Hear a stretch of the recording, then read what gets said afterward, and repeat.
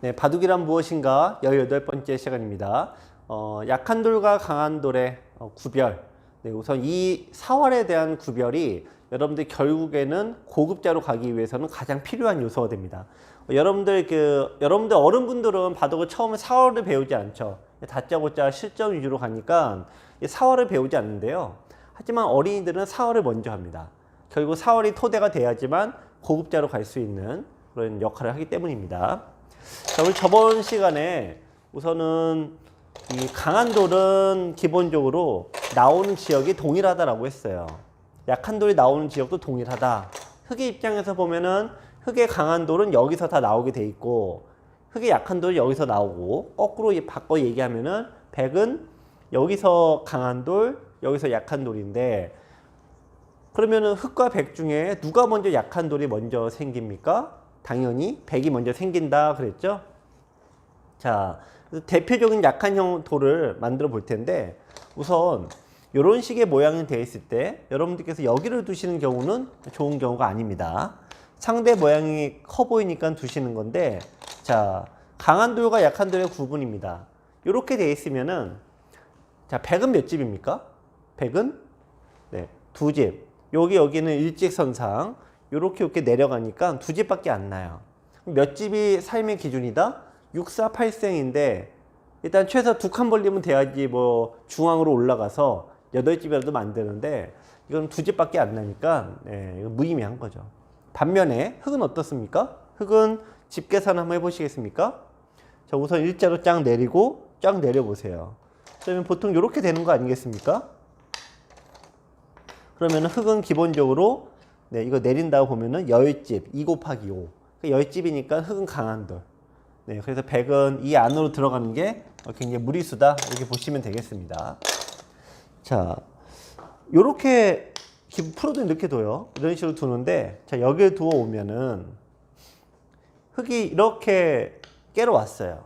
자, 그럼 이렇게 되면은 여러분들 자, 같은 두 개 이렇게 된 것과 이렇게 된 두 돌 어느 쪽이 강한 돌입니까? 네.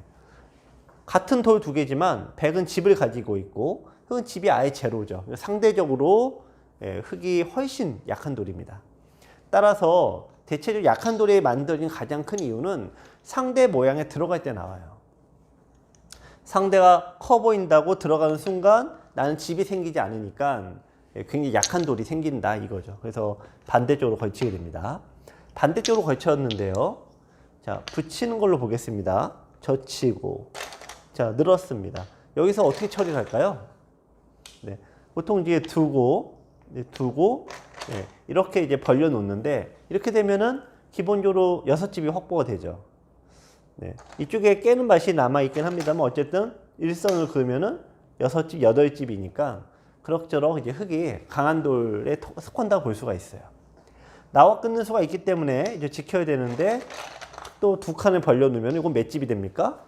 네, 딱 보시에도 10집, 한 12집 이상 되죠. 강한 돌로 완벽한 강한 돌 이렇게 탈바꾸면 되는 겁니다. 자, 반면에 이제 협공을 해왔습니다. 협공을 해오는데 자, 제가 강의를 통해서 절대 흙이 여기 두면 안 된다 이 얘기를 했죠. 뛰어나오면 안 된다. 이거는 돌 두 개가 나오는데 집이 하나도 없어요. 많이도 이쪽으로 다가오는데 이걸 두시더라도 돌이 하나, 둘, 셋, 네 집. 그러니까 집이 없으니까 자꾸 둬도 큰 집이 나질 않습니다. 그래서 이렇게 두는 형태들이 가장 안 좋은 그런 모양에 속합니다. 자, 또 다른 예를 한번 볼게요. 이 삼연성을 한번 볼까요? 여러분들이 많이 두시는 삼연성인데 이쪽으로 이제 걸쳐갔습니다. 당연히 협공을 했고요. 자, 여기서 이제 나오는 수를 뒀습니다. 흙이 봤고요. 자, 여러분들 이제 좀 바둑 두시는 분들을 보면은 이런 모양이 많이 나오는데 예전에 90년도에 두어졌던 그런 대표적인 포석형 중에 하나입니다. 근데 그 당시에 우리가 뭐 조은영 구단이나 뭐 이창호 구단이 두니까 뭐 그런가 보다 하긴 했는데 자, 보시면 이렇게 진행이 돼요. 이 진행은 어떻습니까? 흙은 몇 집입니까? 네, 둘, 넷, 여섯, 7집이죠. 백은 몇 집입니까? 집이 하나도 없죠. 그러니까 백이 좋을 수가 없는 거죠. 그래서 요 형은 90년도에는 이제 두어졌지만 그 이후로는 이제 거의 두어지지 않는데 여러분들께서는 아직도 요 정석이라고 하면 좀 그렇습니다만 요 모양을 아직도 두고 계십니다. 100으로 안 둬도 되겠죠? 자, 참고로 100이 어떻게 둬야 됩니까? 네. 이제 제가 이제 저번 강의 때 말씀드린 거죠. 고수들은 차라리 돌을 버린다. 네, 양걸침을 하고 하나 젖혀 놓고 끊을 때 반대쪽으로 여기 붙여서 네, 이렇게 처리를 해버리면은 네, 집이 더 생기니까 네, 더 낫다. 요 얘기를 하는 겁니다. 자, 일단은 뭐 다른 모양도 뭐 굉장히 많은데 일단 또 하면서 이제 공부를 해보도록 할게요. 자, 우선 142페이지로 한번 가보겠습니다. 자, 살아있다면 강한 돌이다 이 얘기를 했는데 6집이 기준이 됩니다. 그런데 자, 빵 따내면 예외예요. 빵 따내면 돌의 뭐 집의 개수와 상관이 없습니다. 자, 요렇게 돌이 끊고 요걸 잡고 네, 요렇게 처리를 했습니다. 자, 요렇게 처리가 됐는데 요 형태가 네, 빵 따냄이 되어 있죠. 빵 따냄이 된 돌은 이미 한 집이 돼 있고 대부분 옆에 한 집이 보너스로 붙어 있어요. 떨어져 있는 두 집이 사는 돌이니까 빵 따냄 돌은 예외. 그러니까 굳이 안 지켜도 되는 거고 저 빵 따냄 돌은 절대 공결하지 말아라 이런 얘기를 합니다. 자, 143페이지. 자, 이 정석의 조건이 있어요. 정석은 두 가지 유형이 있는데 자, 예를 들면 요즘 프로들이 많이 두는 이런 형태죠. 나도 살고 상대도 살고 이게 구침형, 수비형 정석이라고 합니다. 그러니까 나도 집이 있고 상대도 집이 있고 자, 그러니까 이제 서로 이제 편안하게 두는 건데 100은 이런 경우 뭘 얻습니까? 선수권을 잡아서 다른 데 둘 수 있다 이 얘기죠. 하지만 자, 협공을 하게 되면은 이렇게 됩니다. 협공을 하게 되면은 143페이지 나가고 대협공으로 가죠. 그러면은 자, 수비형 정석은 나도 집이 있고 상대도 집이 있어서 서로 안전하게 가는 건데 이 공격형 정석은 어떻습니까? 나도 집이 없고 상대도 집이 없고 이렇게 되죠. 그래서 아주 난타전이 펼쳐지겠죠. 어쨌든 이게 대등해야 되는데 집이 없는 경우 자, 아까 우리가 제가 요 설명을 드렸습니다. 한 칸으로 벌려봤자 이게 집이 됩니까? 안 됩니까? 안 되죠. 여기서 보시면은 100이 이쪽을 도봤자 집이 됩니까? 안 됩니까? 안 되죠. 즉, 2칸 이상은 벌려야지만 기본 6집, 기본 넉집 6집 확보하고 가는 거예요. 예, 근데 그 공간에 협공을 뺏겼다? 그러면 갈 데가 어디 있습니까? 여러분들은 여기서 억지로 집을 지으려고 하는 거예요. 여러분들은 이런 데로 둬서 억지로 집을 지으려고 하는데 이렇게 둬봤자 돌이 3집밖에 안 나죠. 더 많이 만들어봤자 6집이 한계예요. 따라서 대표적인 못 사는 궁도 하세요. 이런 식으로 두는데 자, 여기 틀어맞고 중앙을 얻어맞습니다. 얻어맞으면은 기본적으로 여기 형태가 마늘모 가면 받아야 되고 자, 이쪽에 넣으면은 또 한 칸 띄면 안 되니까 받아야 되고 자, 다음에 형해급수 여기 얻어맞으면은 자, 요거 저번 시간 때 4화 때 했던 거죠. 흙이 여기를 두지 않아도 어떻게 된다고요? 예, 두지 않아도 100은 잡힌 돌이다. 따라서 여러분들께서 돌이 가장 잘 잡히는 이유는 사활에 대한 감각이 없어서 그런데 기본적으로 2칸이 벌려져 있어야 돼요. 2칸이 벌리면 기본 4집에다가 이쪽이 막히더라도 중앙으로 올라가면은 8집이 만들어져요. 한 칸은 벌리면 백날 둬봤자 늘어나는 게 한계가 있어요. 그러니까 절대 한 번에 못 삽니다. 자, 마찬가지로 여기 형태도 그래요. 100이 벌릴 수 있는 공간이 없었죠. 흙과 100이 서로 똑같은 거 아니겠습니까? 그러면은 저기서 중앙으로 올라가는 수밖에 없는데 여러분들은 억지로 집을 지으려고 하죠. 여기서. 이미 못 사는 궁도가 서로 확보되어 있는데. 그러니까 여러분들이 실수하시는 게 거기서 나오는 겁니다. 자, 144페이지 강의를 넘겨보세요. 자, 요거 좀 모양이 조금 다른데 자, 여기서 흙이 여기를 협공을 가야 되는데 지금 이제 이런 식으로 중앙부터 뒀어요. 이것도 아주 엉뚱한 수예요. 중앙은 둬봤자 의미가 없다 이거죠. 자, 그럼 여기를 두고 다가오더라도 100이 이쪽으로 두면 이게 몇 집의 모양입니까? 네.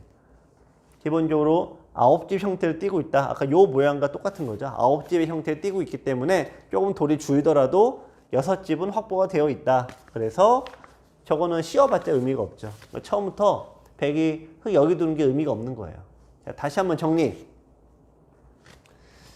상대가 이렇게 한 칸 정도 벌릴 수 있는 공간 해봤자 석집밖에 안 되기 때문에 무의미. 자, 보통은 이제 이렇게 두 칸을 떨어뜨리는데 여기는 의미가 없다. 더 없는 거죠. 그러니까 중앙을 뛰어나가야 된다. 자, 반대로 근데 변을 두지 않고 냈다 중앙부터 두면은 두 칸 벌림이 되어 있으면은 어쨌든 이 형태는 사는 궁도가 나와요. 따라서 벌려져 있는 돌은 쉽게 공격을 당하지는 않는다. 네, 그래서 최소한의 안전을 확보하고 둔다 이거죠. 자, 그럼 프로 바둑을 두시게 되면은 이 프로들은 그 구별을 아주 정확하게 합니다. 그래서 자, 우리 양곤마, 미생마 강의 때도 나왔지만 프로들은 사활의 감각에 따라서 약한 돌과 강한 돌 구별을 빨리빨리 해버려요. 그래서 약한 돌이면 아예 버린다 이거죠. 자, 이게 145페이지. 자, 요 형태는 구리구단과 이세돌 구단의 10번기에서 나왔던 일국입니다. 이 형태를 보시면은 자, 걸치고 자, 이쪽으로 이제 뒀는데요. 이쪽을 이제 구리가 뒀어요. 그러자 이세돌 구단이 손을 빼고 일단 갈라칩니다. 왜냐? 이거 움직여봤자 무슨 돌이니까. 네. 백도 협공을 하러 왔죠. 흑도 협공을 당했죠. 그러면은 흑이 움직여도 미생마. 근데 여기는 백이 하나, 둘, 3대 1로 싸우니까 굳이 먼저 움직일 필요가 없다라고 해서 돌을 버립니다. 자, 그러자 이제 구리구단이 상대가 움직이지 않았으니 제압을 하게 되죠. 자, 이렇게 두고 여기 또 들어가요. 이번엔 거꾸로. 네. 자, 뛰어나가고 이렇게 이제 씌어가는데 여기서는 구리구단이 이걸 두 점을 제압을 합니다. 이쪽에서는 구리구단이 거꾸로 공격 당하는 입장이 되죠. 일부러 그런 거예요. 난전으로 이끌려고. 원래 자기 그냥 우리 정석으로 하면은 그냥 저기 두는 게 정수입니다. 자, 그래서 이세돌 구단이 이걸 움직여 나가질 않아요. 왜냐면 집이 없으니까. 집이 없는 돌은 기본적으로 약한 돌입니다. 그래서 처음부터 움직이지 않게 되죠. 자, 그래서 이제 이세돌 구단이 여기를 이제 한 칸을 띄어요. 뛰어나가면은 여기서 1, 2, 3, 4대 1이잖아요. 뛰어나가면 뭐가 됩니까? 미생마가 되고 집이 하나도 없으니 약한 돌이 되죠. 자, 이런 형태가 되면 이제 이세돌 쪽이 유세하니까 구리도 아예 움직이지 않고 이쪽으로 돼서 확실히 이쪽을 제압을 합니다. 그러니까 이제 반대로 뒀죠. 자, 요 하나 예를 들어드렸는데 여러분들께서 이거를 처음부터 이렇게 하시기는 좀 어렵죠. 돌을 버리기란 제일 어렵습니다. 하지만 이 바둑이란 무엇인가라는 책은 일종의 개론서입니다. 이게 꼭 여러분들께서 이렇게 해라 마라 일단 그거를 강요하진 않지만 일종의 개론서이기 때문에 바둑은 이렇게 두는 거다. 이렇게 두는 거다. 요거를 이제 설명을 드리는 책입니다. 따라서 여러분들이 바둑을 두실 때 나가는 사람의 심리는 자기 돌이 공격 당하는 건 생각하지 않고요. 요거 나가면 상대 돌의 공격을 먼저 한다라고 해요. 그런 마음으로 나가죠. 하지만 돌이 하나고 상대 돌이 많다라고 하면은 사실 냉정하게 보면은 입장 거꾸로 보셔야 되죠.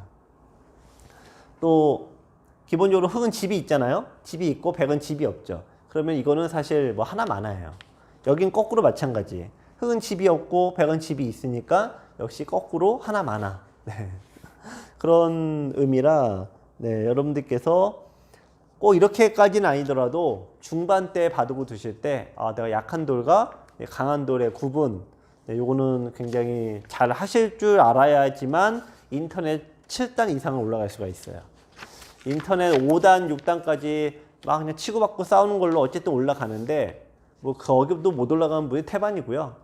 좀 재주가 있으신 분들은 5단, 6단까지는 올라가는데 항상 거기서 절대 못 올라갑니다. 왜냐면 사활에 대한 감각이 없기 때문에 항상 무리한 수를 많이 두게 되죠. 무리수를 많이 두면은 억지 전투가 많죠. 그래서 그게 나쁜 습관이 굳어졌기 때문에 7단, 8단을 올라가기가 너무 어려운 겁니다. 자, 문제를 한번 보겠습니다. 148페이지. 어떤 돌이냐, 요거에 대한 판단인데요. 자, 여기부터 한번 볼게요. 그 중국식의 형태라고 보시면은, 자, 요렇게 돼서 두 칸이 벌려져 있는데, 요렇게 돼 있다면은 두 집 넉집이니까 약한 돌인데 100이 한 칸을 띄었어요. 그러면 2, 4, 6, 8의 집을 갖고 있어서 이 돌은 강한 돌이다 이거죠. 따라서 100이 띄었을 때 흙은 어디를 먼저 지키냐? 요거를 묻고 있지 않습니까?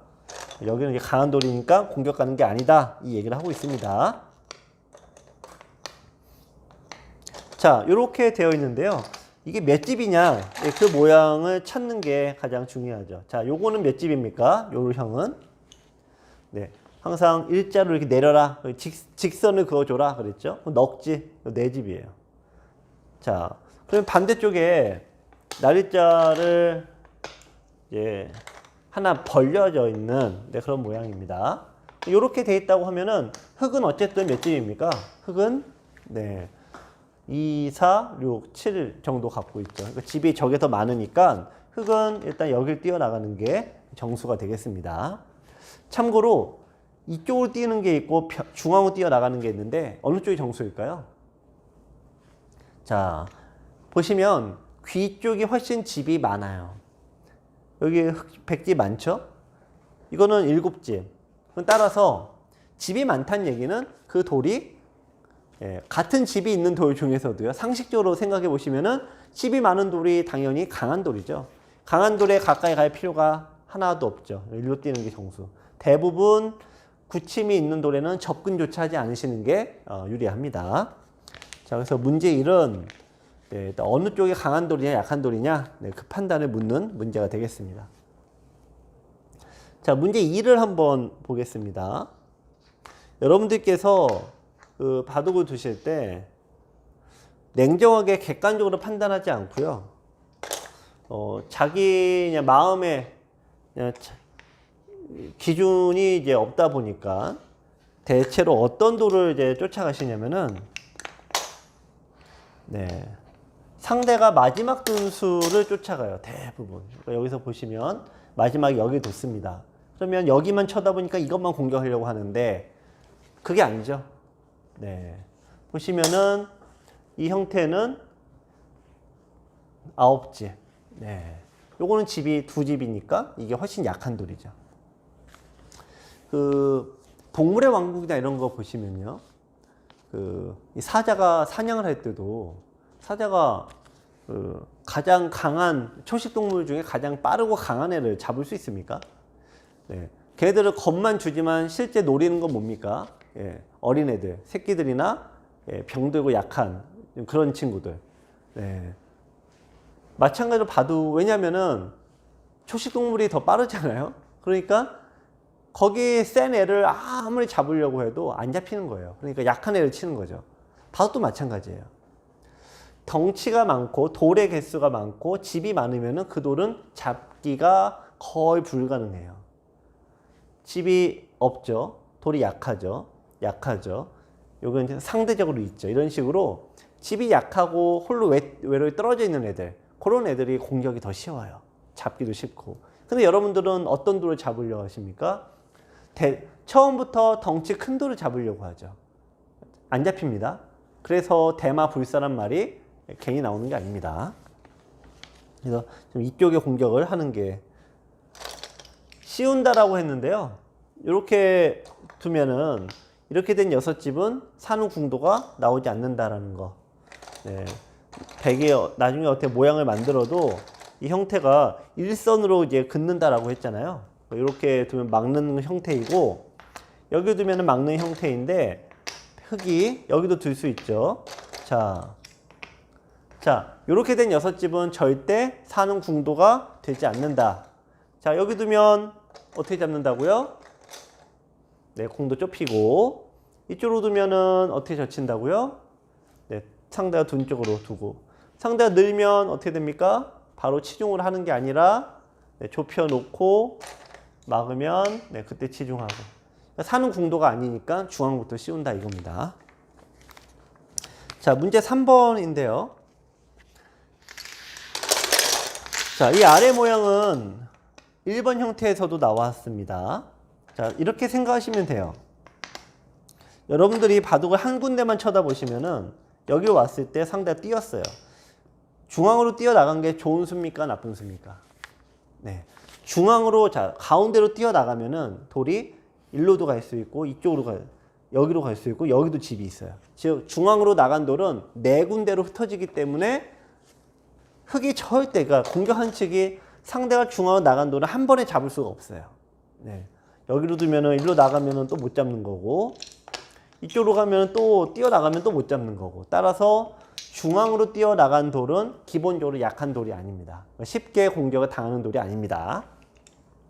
자, 그러면 옆에 걸 볼게요. 옆에 거를 보면은 이렇게 되어 있는데요.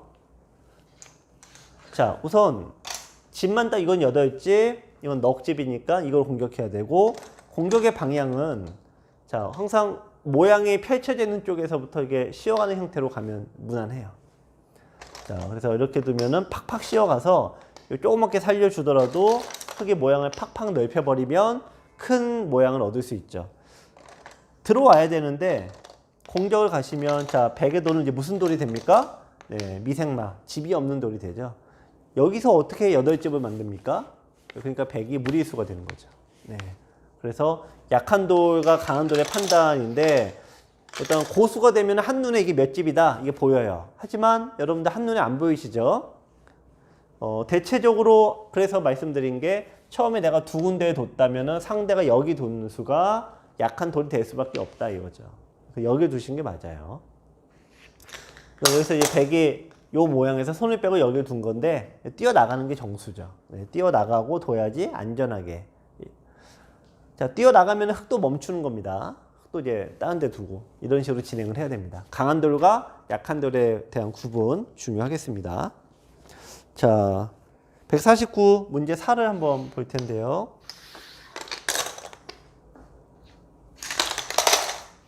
자, 이렇게 되어 있으면은 귀의 돌은 무조건 강한 돌. 요 돌은 귀의 돌이 아닙니다. 흙이 이미 차지했으니까 걸친 돌이죠. 요 돌이 약한 돌. 네, 침투 강의 때 많이 했던 거죠. 상대 모양이 약했을 때 들어가는 방법은 높게 사선으로 간다.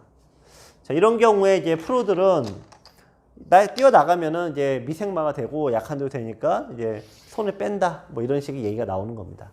그래서 프로들의 바둑을 보면은 하나 두고 상대가 오면은 대뜸 손 빼고 또 따라가면 대뜸 손 빼고 이런 게 많죠. 왜냐면은 약한 돌이 움직이면 미생마가 되니까 차라리 버린다가 되는 거예요.